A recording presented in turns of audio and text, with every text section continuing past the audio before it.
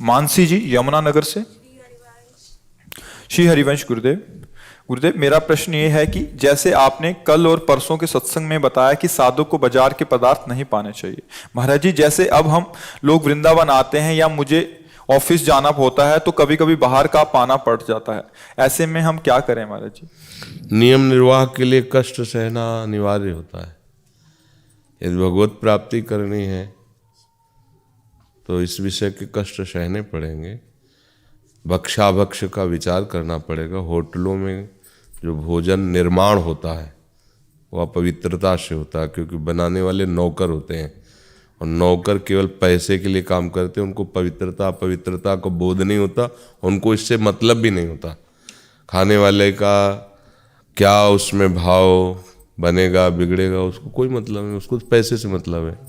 जब बाहर फ्रेश और अंदर कैसे बनते हैं, बनाने वाले के विचार क्या है, वो कितना पवित्र है नहीं पर ये थोड़ी पूछा जाता है कि नहा के आए हैं रोटी बनाने की नहीं आए कि तो कैसी भी परिस्थिति में। तो अगर भगवत प्राप्ति करना, बुद्धि शुद्ध रखना है तो आहार शुद्धि होनी ही चाहिए। आहार शुद्धि नहीं तो फिर वो वैसे ही बकवास होता रहेगा। अपने को आहार शुद्धि करनी तो 1-2 दिन 3 दिन के लिए अगर ऐसा है तो हम फल ले लेते हैं या कुछ बना के ऐसा अपने पास रख लेते हैं, ठाकुर जी को भोग लगा के, जैसा भी बने वैसे। परिस्थिति को भागवतिक बनाने के लिए हमें कष्ट सहना ही होता है। हम अपने मन के अनुकूल, परिस्थिति के अनुकूल चलते चले जाएंगे तो परमार्थ थोड़ी बनेगा।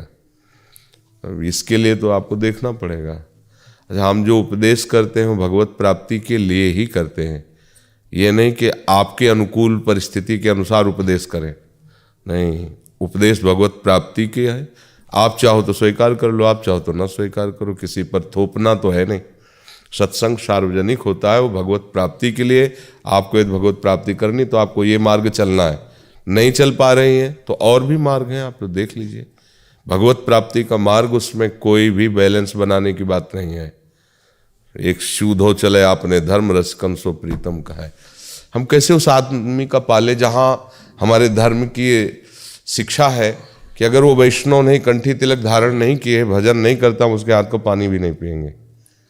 और होटल में वो शराब पी के बना रहा है, कैसे बना रहा है हमें क्या पता है भाई। उसको 5000 टन मिठाई तैयार करनी है, 50 दुकानें हैं, ऐसे ऐसे हैं जो एक ही जगह से बनकर 50 दुकानों में जा रहा है। वो दिन भर लगा। हमारे यहाँ हितधाम में किसी ने, गुजराती भाई थे, उन्होंने बहुत बड़ा भंडारा करवाया था किसी के परिचय से। अपने लोग तो उसमें किसी तरह इन्वॉल्व नहीं थे, तो अब वहीं थे तो रात्रि में टहलना, तो समझ रहे हो कि नमकीन और शराब पी के बोतलें वहीं बगल में रखी थी। अब चूंकि 1500 का बन रहा है तो उसमें बैठे हुए कुर्सी में बना रहे थे नमकीन और शराब पी के। किसका? संतों का भंडारा हो रहा है। परिणाम क्या होगा? कैसे बनाया जा रहा है? राक्षसी प्रवृत्ति से। उसको पाप प्रवृत्ति में वृद्धि करने वाले परमाणुओं से युक्त हो रहा है। फिर क्या होगा? भजन होगा, एक दूसरे की खोपड़ी फोड़ेंगे संतजन, व्यभिचार प्रवृत्तियां जागृत होंगी। जैसा अन्न होगा वैसा मन बनता है। जैसे ही हमारे आचरण हैं उनको सुधारने के लिए हमें भोजन की आवश्यकता है, पवित्र। आज भोजन अपवित्र हो गया तो आचरणों को देख लो ना। शास्त्र सम्मत आचरण ही आपको शांति प्रदान कर सकते हैं। शास्त्र विरुद्ध आचरण आपको सुख का भ्रम दे सकते हैं, शांति नहीं, सुख नहीं। देख लेना, परिणाम में देख लेना। तो चलना तो पड़ेगा, मार्ग है, चाहे इधर से चलो चाहे इधर से चलो, अलग अलग मार्ग हैं। तो अगर भगवत प्राप्ति करनी तो सिर्फ यही मार्ग है। किसी भी मार्ग में जाओ, योग मार्ग में, ज्ञान मार्ग में, भक्ति मार्ग में, कर्म योग मार्ग में, आहार शुद्धि, सत्व शुद्धि। आपका भाव तभी शुद्ध रहेगा जब आहार शुद्ध रहेगा। थोड़ा सा कोई पत्ती, जैसे भांग की पत्ती इतना पाओ, उसका अपना नशा होता है ना। एक अफीम होती है, उसका फूल होता है, अगर उसको 10 आदमियों को पवा दिया जाए तो 10 आदमी मर जाएंगे। दतूर होता है, एक फल होता है, उसके बीज 5-5 पवा लो तो सब मर जाओगे। वो प्रकृति में तो पैदा है, सबका असर है, तो अन्न का भी तो असर है अपना। कैसे अधर्म से कमाया गया है, कैसे बनाया गया, बनाने वाले के विचार क्या है, पवाने वाले के विचार क्या है, पाने वाले के विचार, सबका प्रभाव पड़ता है। तभी हमारा बार बार शिकायत रहती, प्रश्न रहता है कि भजन में मन नहीं लगता, विकार बहुत सताते हैं, हमें क्रोध आदि सहन करने की सामर्थ्य नहीं रहेगी, उसका कारण यही है। नहीं तो यदि सात्विक आहार हो तो मन चंचल ही नहीं होता, उठता ही नहीं, नाम में ही डूबा रहता है। सात्विक आहार, सात्विक संग, सात्विक देखना सुनना, ये भजन में सहायक है। तो आप लोग देख लीजिए। अब ऐसे तो बहुत से लोग कहते हैं हम आर्मी में हैं, हम अमुक जगह हैं, हमको अपनी किचन का ही पाना होगा क्योंकि बाहर से नहीं पा सकते, तो नाम जप करो, पाते रहो, जब अवसर मिले तब वैराग्यवान बन जाना। भगवत प्राप्ति के लिए आहार शुद्धि करना ही होगा। अब हमारा जो भागवतिक विधान है, प्रायः हमारे पास सैकड़ों की मात्रा में नौजवान विरक्त हैं, तो प्रायः विरक्तों को लक्ष्य करके और गृहस्थों के सपोर्ट में ऐसा होता है। तो मुख्य सत्संग का लक्ष्य होता है सीधे भगवत प्राप्ति। अब अगर ये विरक्त जन सामने ना हो, केवल गृहस्थ हो, तो हो सकता है सत्संग का रूप कुछ बदल जाए, लेकिन हमारे सामने केवल विरक्त रहते हो, हमारा लक्ष्य केवल है भगवत प्राप्ति, तो कहीं से भी उठावे पहुंचेगा वहीं जाके जहाँ से भगवत प्राप्ति होनी। इसलिए सबके लिए शायद सूट ना करे, और उसको तो अमृत जैसा लगेगा जिसको भगवत प्राप्ति करनी है। बकाया तो फिर संसार प्रिय है तो फिर ये कैसे प्रिय लगेगा भगवत मार्ग। जी भावेश जी गुजरात से। जी श्री हरिवंश महाराज जी। महाराज जी, श्री चरणों में शत शत नमन। महाराज जी, इस शरीर से बहुत अपराध बने हैं, असत आचरण भी बने हैं, पर श्री जी की कृपा से की हुई भूलों का पश्चाताप है। महाराज जी, अब मैं सच्चे भाव से श्री जी की ओर बढ़ना चाहता हूँ और तो हृदय से आपका स्वागत है। कोई भी अपराध आपको रोक नहीं सकता। यदि आप सच्चे हृदय से हमारे भगवान की शरण में, प्रभु की शरण में आ गए, तो अहम तो हम स्वर पापेभ्यो मोक्षयिष्यामि मां शुचा, भगवान फिर उसका साथ दे देते हैं, क्योंकि हम भगवान के बच्चे हैं, हम भगवान के अंश हैं। माया में भ्रमित होकर कोई भी गलती हो सकती है, और जिस दिन से हम पश्चाताप करें उस दिन से पुनरावृत्ति बंद हो जानी चाहिए, तभी पश्चाताप असली माना जाएगा। आज तक किया, अब नहीं, प्राण भले चले जाएं, अब नहीं करेंगे, तो सच्ची मानिएगा। ये व्रत लेकर जे भी भगवान के शरण में आएगा तो पहला काम होगा उसके पीछे का हिसाब बिल्कुल नष्ट कर देना। बड़े कृपालु भगवान हैं, तो उनकी शरण में आकर भजन कीजिए, और जो गलत आचरण है उनकी तरफ अब चेष्टा मत कीजिए। मन तो जाएगा, मन तो रुक जाए तो फिर महात्मा बन जाओगे। मन तो जाएगा पर धीरे धीरे चेष्टा मत कीजिए, उसे सहन कीजिए। आज का सत्संग सुना था? हाँ, ये मनोवेग ही है, जनेन्द्री का वेग ही है जो हमको पहुंचा देता है पाप आचरण में, और फिर कोई बात नहीं है। दो वृत्तियां हैं जो भयानक पाप करा देती है, धन का लोभ और स्त्री का लोभ, या स्त्री शरीर में पुरुष का लोभ, धन का लोभ।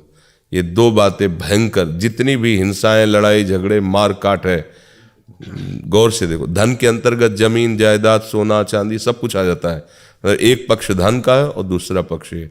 जहाँ तक जितना भी परिवार नष्ट होता है, समाज नष्ट होती है, उसमें प्रधान दो कारण होते हैं कि अधर्माचरण से युक्त होकर व्यभिचार प्रवृत्ति और हिंसा वृत्ति से युक्त होकर धनादि का अपहरण। बस यही बातें से जेल भरी हुई है और नरक भरी हुई है, और शरीर में दुर्गति इन्हीं सब कारणों से आती है। मूल यही है, इनको सुधार कर ले, अच्छा आनंद आ जाएगा। आनंद धन से नहीं है, आनंद गलत आचरण से नहीं है, आनंद तो आनंद सिंधु भगवान से है। अच्छा देखो, कहीं ना कहीं आपकी मान्यता इस बात को स्वीकार करती कि आनंद भगवान में है, नहीं तो आप क्यों पश्चाताप करते? आप तो खुशी होते कि मैंने जो भोगा है बहुत अच्छा किया है, लेकिन आपने स्वीकार किया कि गलत किया है। क्योंकि आपका लक्ष्य जब आनंद बन रहा है तो अंदर से निर्णय आ रहा है ये आनंद नहीं है, ये गलत है। आनंद तो ये सत्य मार्ग है।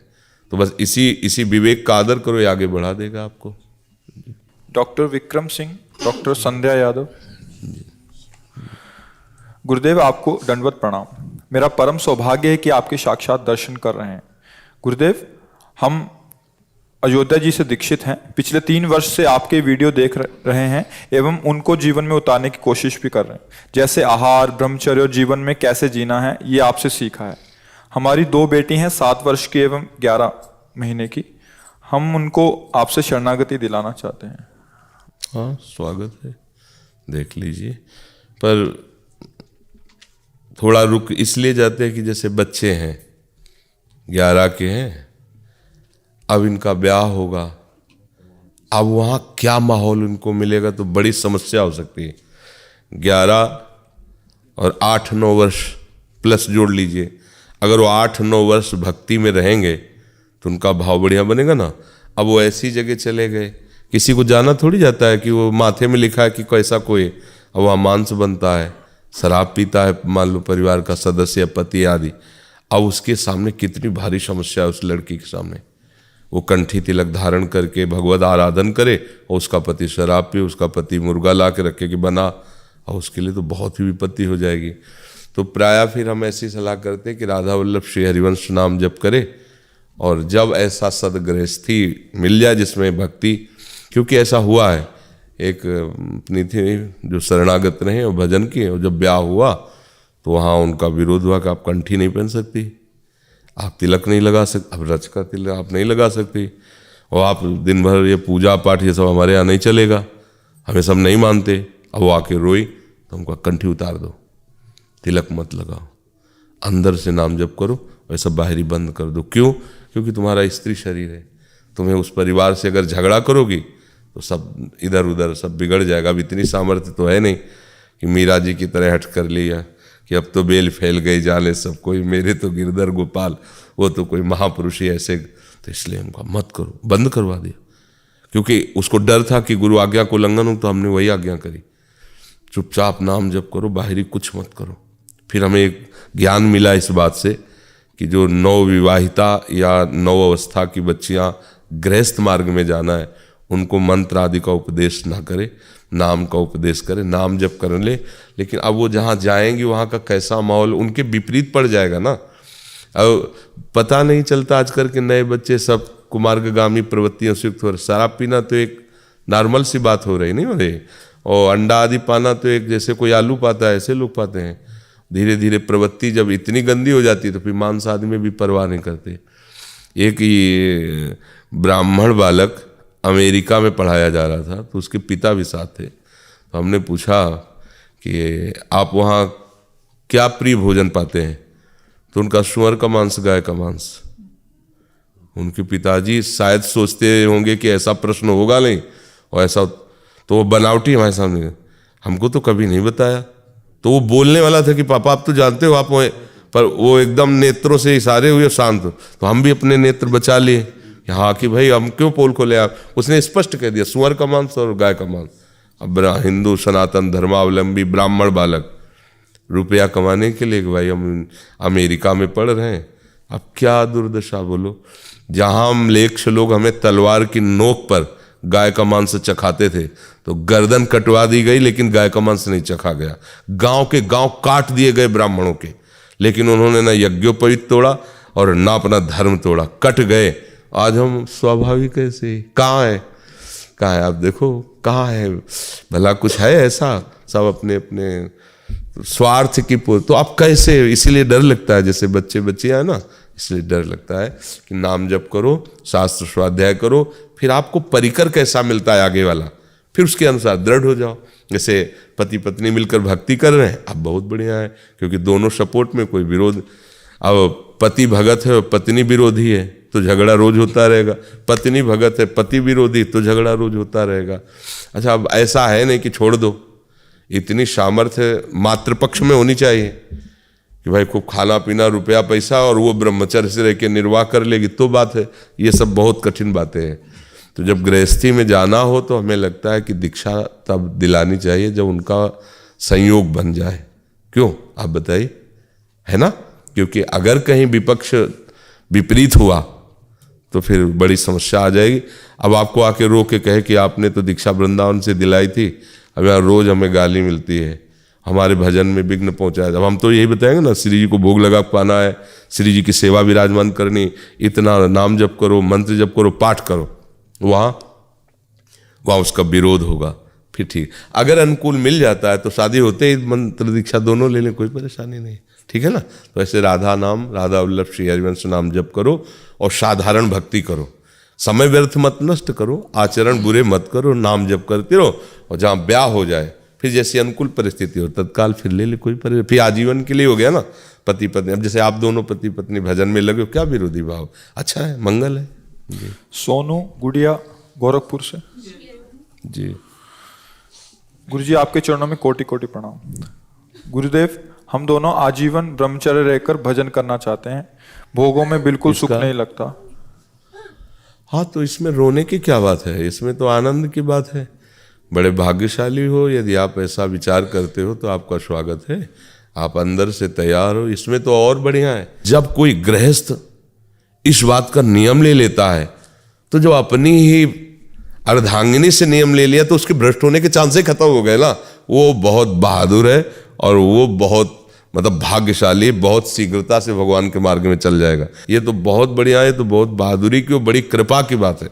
और ऐसे आप ही नहीं हैं, 10-20 परिवार के ऐसे लोग हैं जो नई अवस्था के हो, ब्रह्मचर्य व्रत यहाँ वृंदावन में लिए हुए हैं और रह रहे हैं। बहुत सुंदर है, स्वागत है, चलो। पर बस ये ध्यान रखना, जब अपने में नहीं तो पराये में फिर नहीं। ऐसा कि हम तो आपस में कसम खा लिया है, लेकिन दूसरे के लिए तो कसम नहीं खाई। मन बहुत बहुत बेईमान है, वो रास्ता निकाल लेता है कि यार वृंदावन में गुरु जी के सामने परस्पर तो कसम खा लिया है, लेकिन अगर साइड में उसकी कसम तो खाई नहीं, कभी नहीं, उसके लिए हम छूट दे रहे हैं। अगर आपका मन चंचल होता है और आप कामासक्त होते हो, तो अपने ही धर्म से चलोगे तो उसमें पाप नहीं लगेगा, फिर संभल जाओ। लेकिन अगर कहीं अधर्म में गिर गए तो फिर सब ये संकल्प काम नहीं करेगा।